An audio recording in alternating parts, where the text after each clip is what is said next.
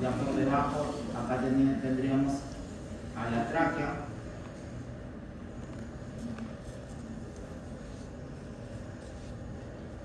¿Verdad? Esta sería la tráquea. Bien, ¿cuántos lóbulos tiene la tiroides? Pues tiene 2 lóbulos, como ves ahí en el dibujo, y tiene una parte central que se le llama istmo. ¿Ya? Este es el istmo de la glándula tiroides. En algunos casos tienen acá una prolongación que se llama pirámide de Laulé, que es por su origen embrionario. En el embrión te han enseñado que la glándula tiroides baja desde el piso de la boca, entonces baja por un conducto que se llama el conducto tirogloso, y a veces queda un remanente y se llama pirámide de Laulé, que es una cosa acá en el medio, como una espícula que sale del istmo. ¿Ya? Pero bueno, esos son los domínicos. Cartílago oblicoides, tráquea por acá, los lóbulos están en la parte anterior, por si acaso, ya no están, se localiza, vamos a escribirlo por acá mejor, localización, que será entonces anterior a la tráquea. Por favor, ya empiezo a usar términos anatómicos, ya anterior, posterior, ventral, dorsal, ya no es delante de, atrás de, ya anterior a la tráquea e inferior o caudal al cartílago cricoides. Bien, ya, esa es la localización de la tiroides. Ahora, la parte que nos interesa a nosotros es pues la parte histológica. ¿Cuál es la unidad de la glándula tiroides? Si tomamos una muestra y la llevamos hacia el microscopio, vamos a ver que su unidad funcional, la unidad funcional es el llamado folículo tiroideo. Es el folículo tiroideo. ¿Cómo es el folículo tiroideo? Pues es una esfera. Acá para efectos lo vamos a dibujar en 2D nomás, pero es una esfera, ¿no? Como una pelota. Entonces viene así. Una esfera grande. Eso supongo que lo has visto en tus láminas, en tus microscopios de histología, ¿no? ¿No llevas esa parte?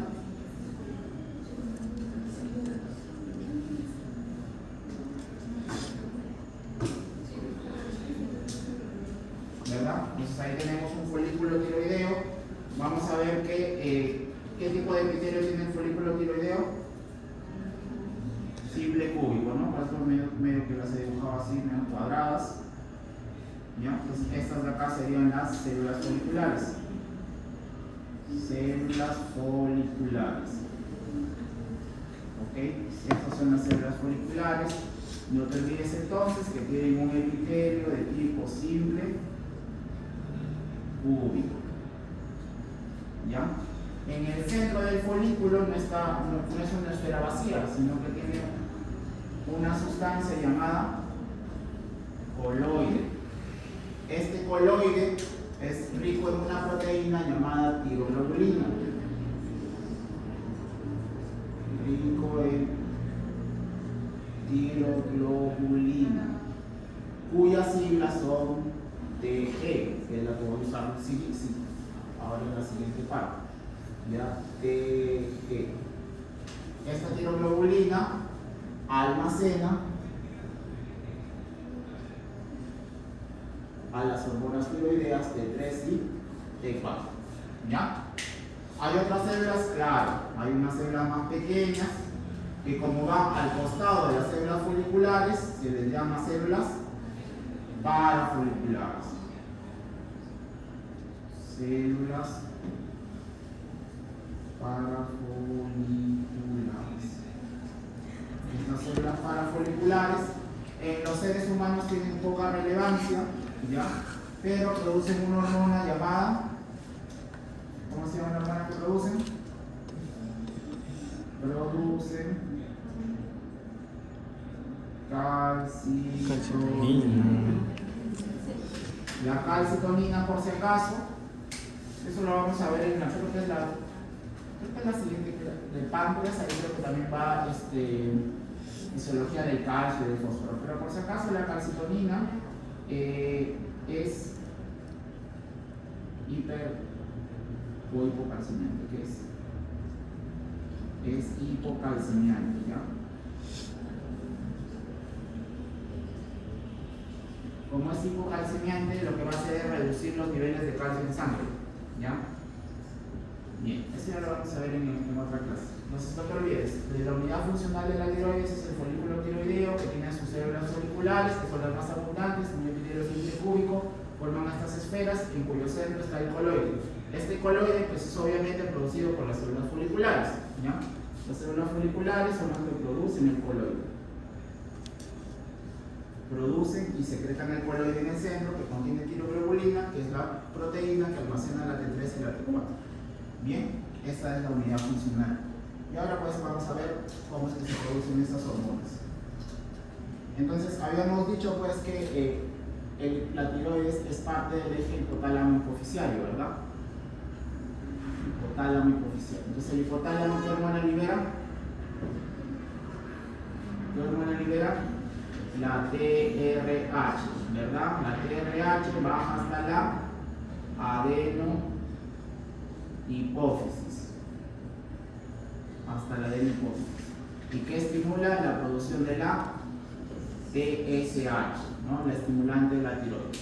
Este estimulante de la tiroides ahora sí va a viajar a través de la sangre y va a llegar hasta la glándula tiroides.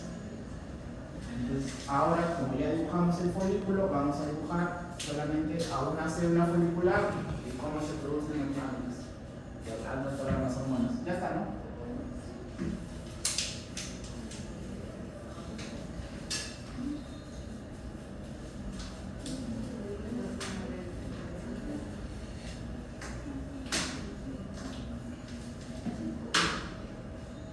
Bien, entonces viaja hasta la tiroides. Y en la tiroides, ahora por acá vamos a imaginar que esto es una célula folicular.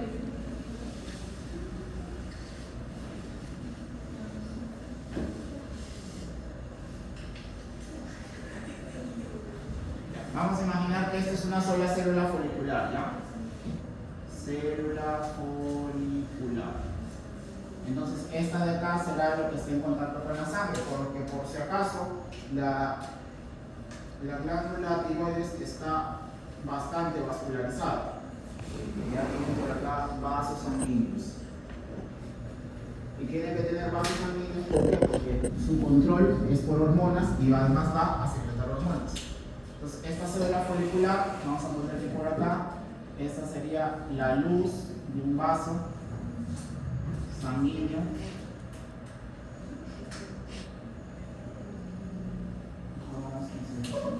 Si esta es la célula folicular, esta sería su membrana basal, ya estaría acá, y por acá estaría la membrana apical. ¿Cuál está en contacto con el coloide? ¿La apical o la basal? La apical, ¿verdad? Entonces acá estaría el coloide. ¿Ok? Y acá estaría la sangre, que está en contacto con los vasos sanguíneos. Bien, entonces, ¿qué hormona bajaba?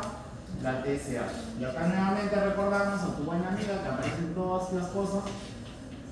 Tu amiga la bomba. La bomba de sodio y potasio, ¿qué hace? Hace que el sodio salga de la célula, salen 3 sodios e ingresan 2 potasios. Ya hemos dicho varias veces que eso hace que la concentración del sodio baje, ¿verdad?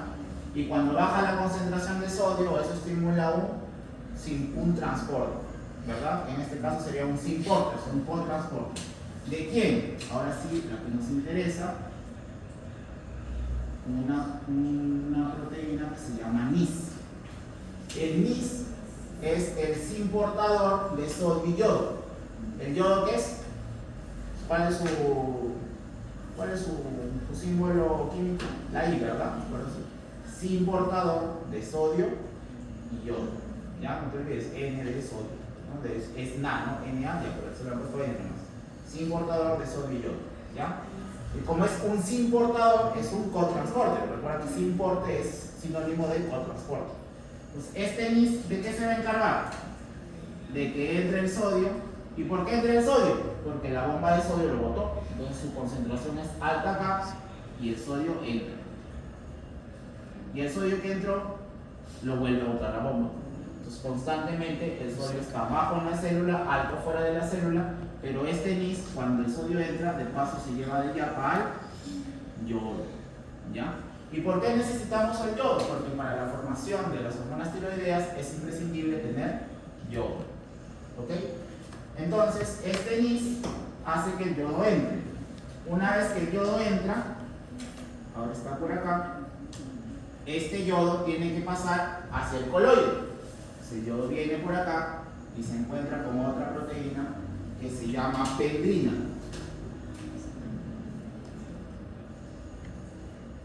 Pendrina. ¿Qué hace la pendrina? La pendrina hace que el yodo pase hacia el coloide. El yoduro también le ponemos. Ahora ponemos yoduro, ¿ya? Yoduro, porque está. Ese sería un anión, ¿verdad? Porque es negativo. Es el yoduro, el anión yoduro. Entonces la pendrina hace que el yodo vaya hacia el coloide. Pero en el coloide, ¿quién está? ¿Con quién se va a encontrar? Con la tiroglobulina. La tiroglobulina es una proteína. Y si es una proteína, ¿dónde se produjo? Pues primero en el retículo endoplasmático rugoso. Y recuerda que el red está asociado a su amigo el Golgi.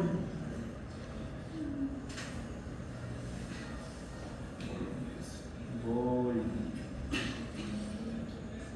¿Me entiendes? Ya, entonces el red y el Golgi. ¿Qué produce el red y el Golgi? TG. Empaquetan TG.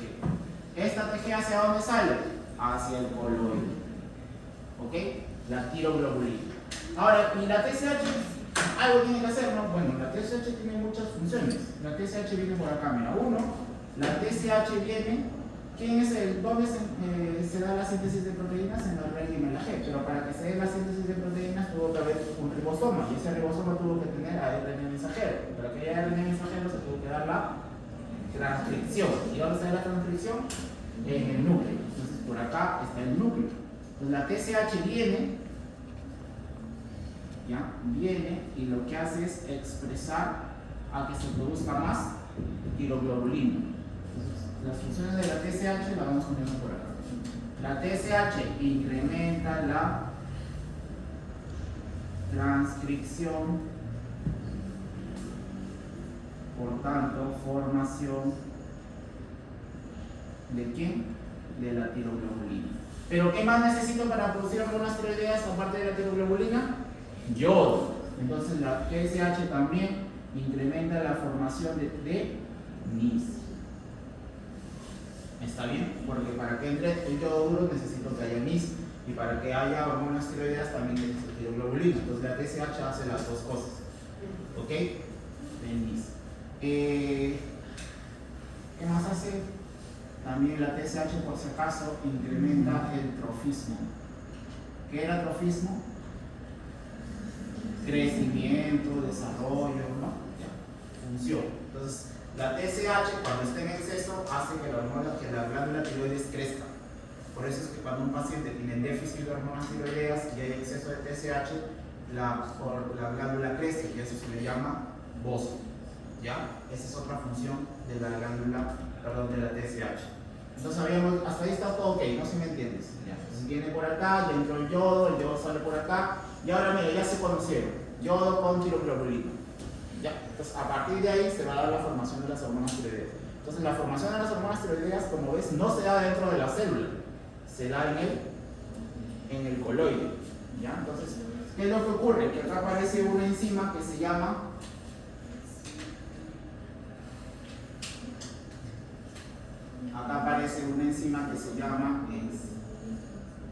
esta enzima es la peroxidasa.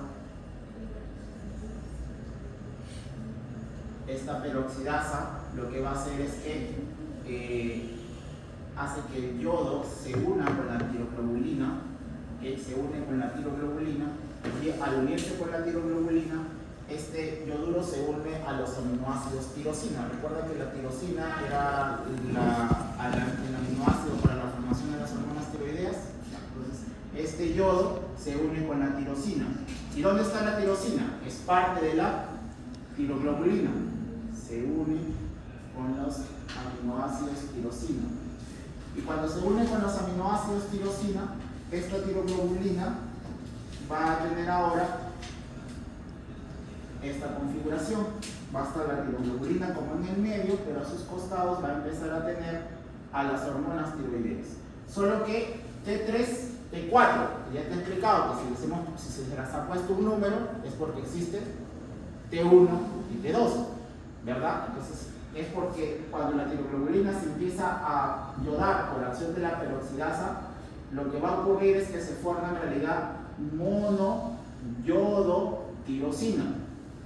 También se forma diyodotirosina. ¿Está bien?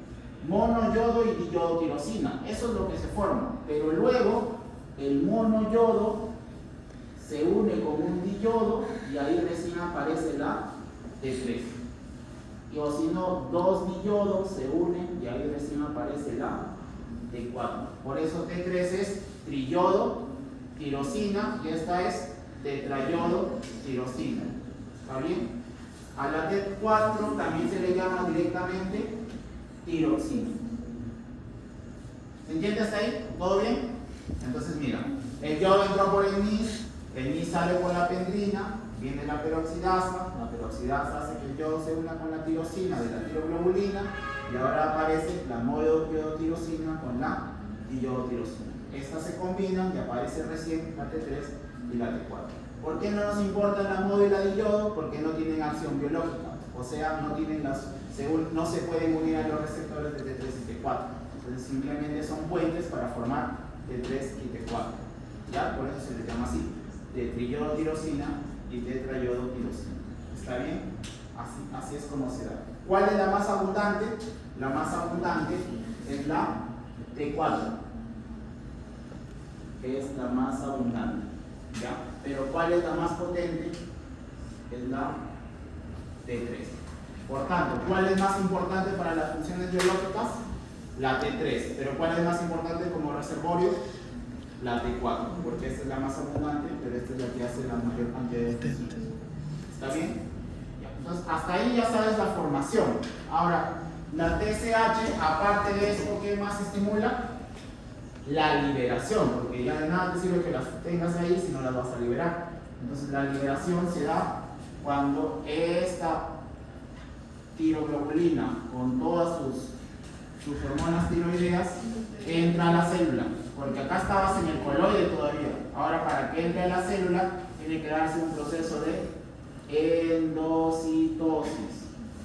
Pero como el coloide es una fase líquida, a eso se le llama pinocitosis, que es una forma de endocitosis, solo que cuando esté inmiscuido un líquido. Pues ahí aparece ahora la tiroglobulina dentro de la célula. ¿Pero qué tiene? Tiene a sus hormonas tiroideas. Entonces, cuando la tiroglobulina entra, vamos a ponerlo así ya para que no tome mucho espacio, es tiroglobulina más T3, T4, pero también hay, mejor en orden, es TG más monoyodotirosina más diyodotirosina, T3, T4, todo junto. No es que todas se forman T3 y T4, siguen quedando monoyodos y diyodos. ¿Ok? ¿Cómo se llama el proceso mediante el que entra? Endocitosis, específicamente, como es un líquido, es una pinocitosis. Entonces, una vez que ya está dentro, aparece otra enzima. Y aparecen acá las enzimas llamadas desyodasas. ¿Y qué hacen las desyodasas? Antes de las desyodasas. Por acá voy a borrar esto ya, porque es más.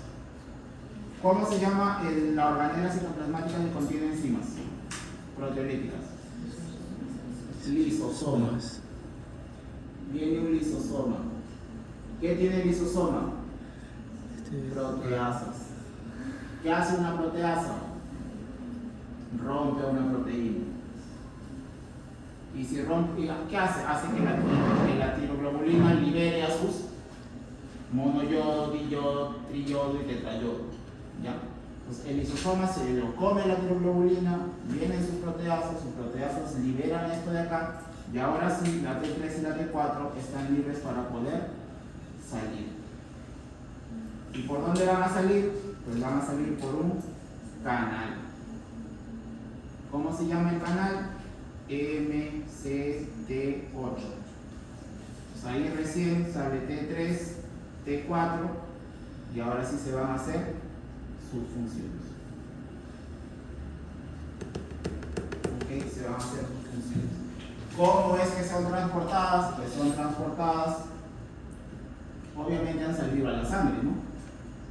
Transportadas por la globina transportadora de hormonas tiroideas. ¿Quién produce la globina transportadora de hormonas tiroideas? El hígado. ¿Ok? Y el monoyodo y el diyodo te dije que no son biológicamente activos. Entonces, ¿qué va a ocurrir con ellos? Se reciclan. ¿De qué están formados? La tiroglobulina, el diyodo y el monoyodo. Pues fácil. El yodo que se recicla vuelve para acá y se va nuevamente con la pendrina, y los aminoácidos que se reciclaron se van al red y vuelven a formar tiroglobulina. ¿Está bien? ¿Alguna pregunta?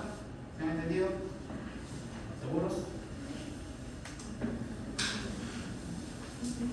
Bueno, ahora sí, para terminar, funciones, y ahí ya estamos bien. Quedan 15 minutos.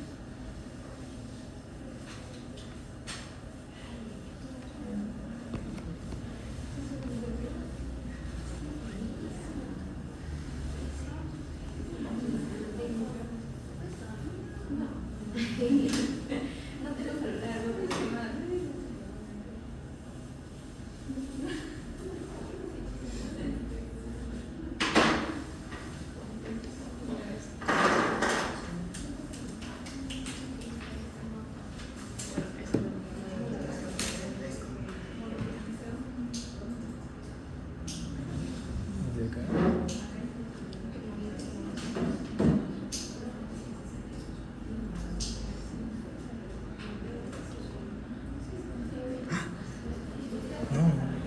¿Qué pasó?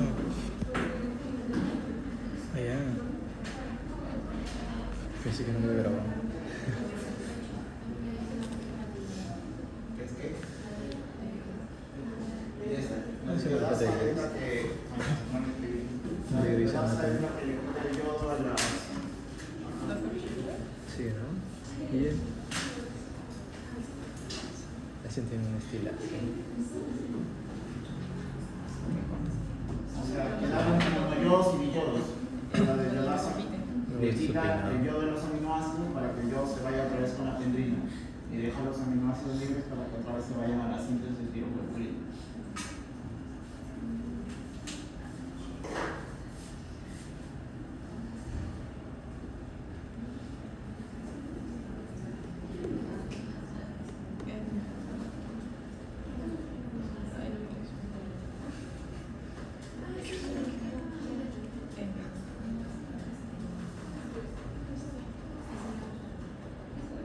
Bueno, ahora sí, para terminar, chicos, las funciones, ¿ya?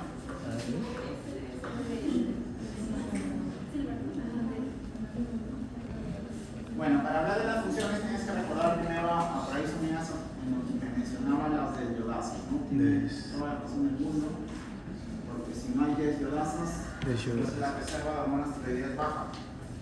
Habíamos dicho que cuando se libera, ¿cuál es la más abundante? Tenemos T3 y T4, ¿verdad? Ya, pero en forma de T4 es más o menos el 90% de todo. Obviamente este es el 10%. ¿Ya? Entonces, como la T4 es la más abundante, pero esta es la más potente. Entonces, las funciones dependen La mayoría de las funciones van a depender de la T3 porque es la más potente. Pero como la T4 va ligada a la globulina, que habíamos dicho es producida por el hígado, la globulina transportadora. Esta globulina transportadora es importante, ¿por qué? Porque si esta T3 y T4 viajasen libre, ya sea su tiempo de vida media fuera muy corto y serían eliminados por el hígado. Aparte aparecerían las desyodasas y las degradarían, entonces se perderían y no harían sus funciones completas. Entonces la globulina transportadora lo que viene a hacer es disminuir su aclaramiento. ¿Qué era el aclaramiento? El clínex. Es el proceso mediante el cual una sustancia es depurada, o sea, eliminada, ¿no? Ese es el aclaramiento. Entonces, lo que hace la globulina transportadora es disminuir el aclaramiento y prolongar la vida media. Aumenta su vida. ¿Ok? Entonces, conforme la T3 y la T4 van viajando con la globulina transportadora, se va a ir encontrando con la desbiodasa. La desbiodasa lo que va a hacer es romper esto. Ya, las desbiodasas rompen la unión T3-T4 globulina transportadora. Y como es desbiodasa, ¿qué hacen con la T4? Le quitan un yodo. Pues, la T4 pasa a ser ahora T3. Y eso es importante, ¿por qué? Porque la T3 es la que va a hacer las funciones. Entonces, se produce principalmente T4, pero conforme la T4 va viajando por la sangre y llega a los distintos tejidos, se encuentra con la desbiodasa. La desbiodasa le quita un yodo y la convierte en T3. ¿Y por qué T3? Porque acabamos de decir que la T3 es la que va a hacer las funciones. ¿Ya? ¿Cuántas desbiodasas hay? 3 desbiodasas. Existen 3 isoformas. 3 isoformas. ¿Ya? La desbiodasa 1 es la que se encuentra en las membranas celulares. D1 es la que encuentras en las membranas. O sea, hay una más en la superficie de las células. La más importante es la D2. Esta es intracelular. Intracelular. ¿Por qué es más importante la intracelular que la de membrana? A ver, vamos, rápido, eso ya es deducible. ¿Por qué? ¿Por qué será más importante la intracelular que la de membrana? ¿Cuál es el mecanismo de acción de la T3 y la T4? ¿Receptores de membrana o receptores citoplasmáticos? Receptores citoplasmáticos, porque así como el MST8 hace que salga, también hace que entre. Entonces, las células expresan MST8. Entonces, cuando la T3 y la T4 llegan a las células, se meten por este canal y ya está dentro de la célula. Por eso más importa la función de la desbiodasa intracelular. Esta desbiodasa intracelular es la que produce básicamente esta acción. Ya le pongo fecha porque ya me entendieron, ¿no? T4 y T3. Esta es la más importante, la subrayo.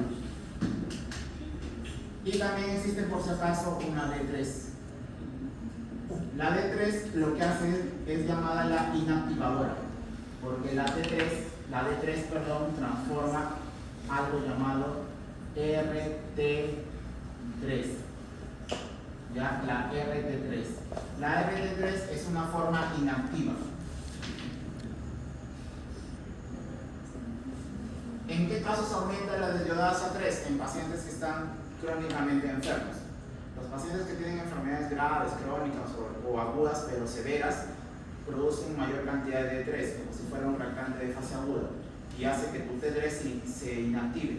Entonces eso está estudiado, eso hace que la recuperación de la enfermedad sea más lenta. Por eso muchos pacientes que están en una enfermedad grave, pese a que sus niveles de hormonas tiroideas están normales aparentemente, requieren suplementos de hormona tiroidea porque por su enfermedad tienen demasiada desbiodasa 3 que inactiva su hormona tiroidea. ¿Ya? Las que normalmente actúan son D1 y D2. De ellas la más importante, la D2. ¿Cuál es la función de las desbiodasas? Hacer que tu reserva de T4, porque la T4, no te olvides, es la más abundante, se convierte en T3 para que haga las funciones. Y ahí sí finalmente llegamos a las funciones. ¿Cuáles son las funciones de las hormonas tiroideas? A la cabeza, 1, incrementan el metabolismo celular. Metabolismo celular. Por tanto, todo aquello que se incrementa el metabolismo celular, 1, aumento de la temperatura, ¿ok? Aumento del consumo de oxígeno, ¿ok? ¿Qué más? Aumento de la producción de CO2. Entonces, si quemas más oxígeno, pues produces más CO2. ¿Está bien? También, ¿qué va a hacer? Recambio proteico. Recambio proteico. Si hay recambio proteico, ¿qué son? Principalmente ana o cata. Yo te dije que ana es formar y cata es romper. Si vas a recambiar, ¿qué necesitas? Romper, pues no te vas a recambiar. Entonces, es principalmente catabolismo proteico. ¿Está bien? Catabolismo proteico. ¿Qué hace con los lípidos? Lipólisis. Ya moviliza ácidos grasos. Moviliza ácidos grasos. Bien, eso es respecto al metabolismo celular. 2. Desarrollo y trofismo del sistema nervioso. Por si acaso, en niños lo que estimula es la mielinización. ¿Qué es la mielina?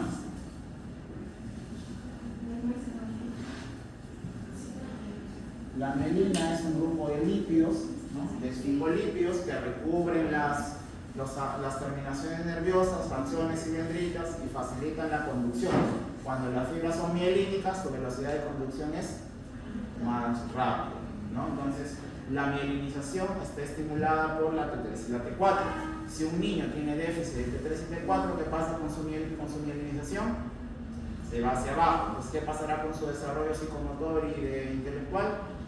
Se va hacia abajo. ¿Ya? Por eso es que el déficit de hormonas tiroideas en un recién nacido se asocia a retraso mental severo. Tiene que diagnosticarse pronto. Por eso ahora ya está reglamentado, todo recién nacido debe ir a un screening de hipotiroidismo congénito, porque si no se trata en las primeras semanas, es irreversible, va a quedar retardado. Retraso de desarrollo. ¿Ya? Desarrollo y trofismo, sistema nervioso. Y ahora tú me dirás, bueno, pero ese es en el niño, ya yo no tuve eso. Ya, pero en el adulto. En el adulto también, porque favorece el recambio de la mielinización, está asociado por si acaso también al mantenimiento del control de los ciclos de vigilia y sueño. ¿Ya? También está los déficits de T3 y T4 están asociados a la habilidad emocional también, o sea, la estabilidad emocional. Ya también depende de los niveles de T3 y T4. El déficit de hormonas tiroideas es un factor para depresión, por ejemplo. Control de vigilia y sueño, estabilidad emocional.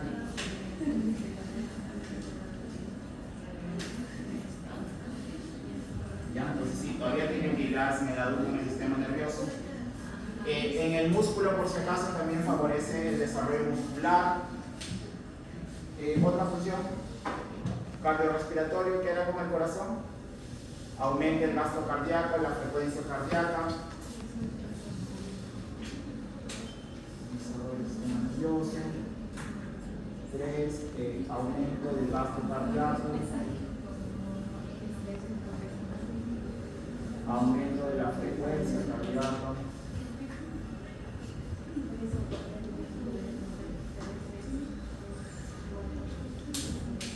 ¿Alguna otra más que hayan leído? Bueno, creo que esas son las principales. ¿Y en el crecimiento tendrá que ver? Igual, el hormona del crecimiento, ¿te acuerdas que estimulaba la osificación condral, o sea, de los metáfisis de los huesos largos? Ya, igual, escríbelo ahí. También, crecimiento de los huesos largos, osificación endocondral.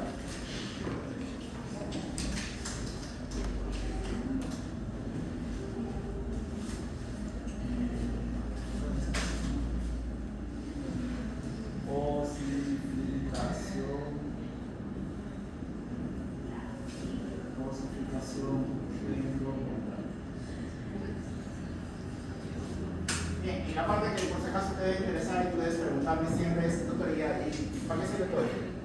Las enfermedades, porque si no te sabes las enfermedades, pues no estás en medicina, ¿no? Entonces la hormona del crecimiento ya quedamos, ¿no? Acromegalia, gigantismo, enanismo, ya te sabes que no hay un solo tipo de enanismo, ya te he dicho, cuando veas un enano, pregunte, ¿qué tipo de enano será este? Entonces, por si acaso, googlealos, se ven diferentes, porque dependiendo de la alteración, también no todos son desproporcionados. Lo más común son los desproporcionados, o sea, que tienen el tronco más grande que las extremidades. Ya, ese es un tipo, pero también has visto otros que son, o sea, proporcionados pero pequeños. Ese es otro tipo. Vas a averiguar cuál es cada uno de ellos. Ya te he mencionado 3 tipos. No son los únicos. Hay larón, hay oficiario, hay acondroplásico. Averigua otro más y me cuentas. Y me diferencias cómo son los tipos. ¿Ya? Bueno, entonces lo que nos interesa, entonces es la patología. Bueno, me ha sido ya al final ya la patología. 1. Recuerda que si son hormonas tiroideas, pues hay 2 escenarios. O que te falta hormona tiroidea o que tienes exceso de hormona tiroidea. El primer escenario vamos a decir que tienes exceso. Exceso, eso se llama hipertiroidismo. Hipertiroidismo. ¿Cuál es la forma más común de hipertiroidismo? Se llama la enfermedad de Graves. ¿Ya? La forma más común. La forma más común es la enfermedad de Graves. Que se escribe Graves, así como V. ¿Ya? La enfermedad de Graves es la forma más común de hipertiroidismo. Es por si acaso una enfermedad autoinmune. Ya es autoinmune.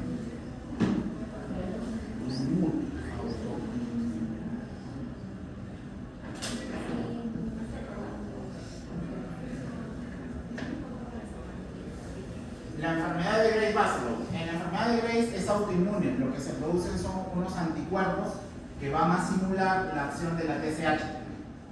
La TSH, ¿qué hacía? Venía. La TSH, para empezar, ¿qué tipo de mecanismo tendrá? Receptor de membrana, porque es una proteína. Entonces, lo que hace la enfermedad de Graves es que produce unos anticuerpos que estimulan al receptor de la TSH. Entonces, es como si tuvieras exceso de TSH, pero no es TSH, es un anticuerpo que se produce en esta enfermedad. ¿Está bien? Entonces, vas a tener como, se une todo esto, esto se da en exceso y tienes exceso de hormonas tiroideas y eso te lleva al hipertiroidismo. ¿Ya? Eso es en el caso del hipertiroidismo. Es la forma más común, no es la única por si acaso. Y ahora el otro extremo es que tengas déficit. Eso se llama hipotiroidismo. ¿Ok? El hipotiroidismo, cuando es congénito, o sea, en un recién nacido, produce una enfermedad llamada cretinismo. Que entenderás por lo que te expliqué hace rato, el cretinismo se caracteriza por retraso del desarrollo psicomotor severo e irreversible. ¿Ya? Ese es en congénito. Pero si fueses tú, pues eso ya no es congénito, sino que se presentó en el tiempo. La forma más común en el adulto, ya, en el adolescente y en el adulto, sobre todo en mujeres, la forma más común se llama la enfermedad de Hashimoto.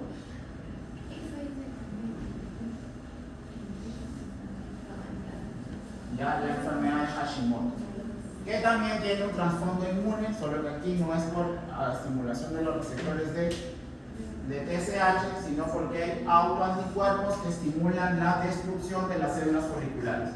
O sea, son 2 enfermedades autoinmunes con una finalidad diferente. En una estimulas al receptor del TSH y en la otra lo que haces es marcar a las células foliculares para que los glóbulos blancos vengan y lo ataquen. Entonces las destruyes a las células foliculares, si no hay células foliculares no hay T374. Son 2 formas de enfermedad autoinmune con 2 efectos totalmente opuestos. En una tienes exceso de la función y en la otra terminas con déficit de la función. ¿Ya, chicos? Y el bocio, eso es lo que le llaman el bocio, es solamente el crecimiento anormal de la glándula tiroides. Eso significa bocio. Bocio no significa que tengas hipotiroidismo ni hipertiroidismo. Tú puedes tener bocio con cualquiera de los dos. ¿Por qué? Por ejemplo, en la enfermedad de Grace, como se simula a la TSH, va a haber bocio, porque ya te dije que la TSH aumenta el trofismo de la tiroides. ¿Ya? Pero, por ejemplo, también existe el hipotiroidismo endémico. ¿Qué es el hipotiroidismo endémico? En algunos lugares, ya cada vez menos frecuentes, se ven en algunos lugares muy pobres, ¿no? En nuestro medio, en el África, no tienen sal yodada. La sal que consumimos todos los días es sal yodada, para que nuestros niveles de yodo se mantengan adecuados. Que por si acaso, el requerimiento de yodo promedio en un adulto es entre 120 y 150 microgramos por día. ¿Ya? Entonces, hay lugares donde consumen sal, pero no yodada, entonces hacen déficit de yodo, y si tienes déficit de yodo, ¿producirás hormonas tiroideas? No. ¿Y qué piensas que va a hacer el cuerpo cuando le faltan hormonas tiroideas por retroalimentación? ¿Quién aumenta? La TSH. ¿Y la TSH qué hace? Trofismo. Entonces ahí tienes hipotiroidismo con bocio. Y en la otra también tenías hipertiroidismo con bocio.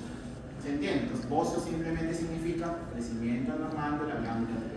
Puede dar con hiper o puede dar con hiper, pero por mecanismos diferentes. ¿Ya? Entonces, por favor, vean fotos, ¿ya? Porque tienen caras bien, al menos la enfermedad de Grace, tú ves una foto y cuando lo veas en el hospital tú vas a saber que es enfermedad de Grace. Tiene una cara bien característica con los ojos salidos, ¿ya?